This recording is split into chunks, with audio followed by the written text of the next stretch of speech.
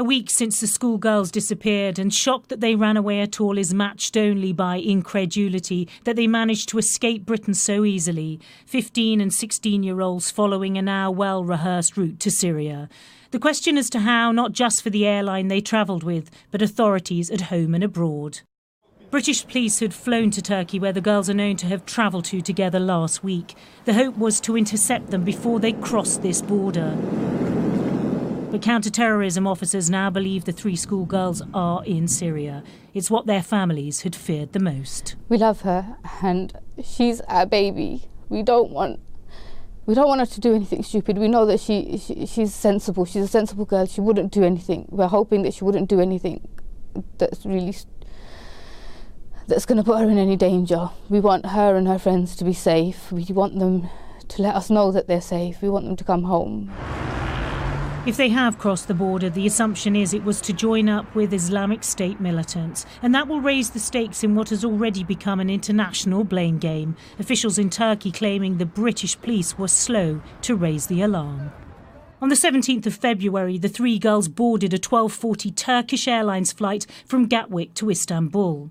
Later that day, 15-year-olds Shamima Begum and Amira Abbas were reported missing by their families.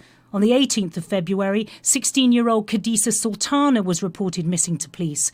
But Turkish officials say they were not alerted to the girls' disappearance until the 20th of February.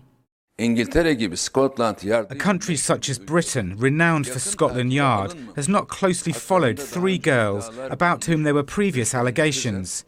We were informed 3 days after they left the airport freely and came to Istanbul. This is a reprehensible act for Britain. But the Metropolitan Police insist they informed Turkish officials the day after the girls went missing, the 18th. A Scotland Yard statement said, "Once we established that the girls had travelled to Turkey, police made contact with the foreign liaison officer at the Turkish embassy in London on Wednesday, the 18th of February."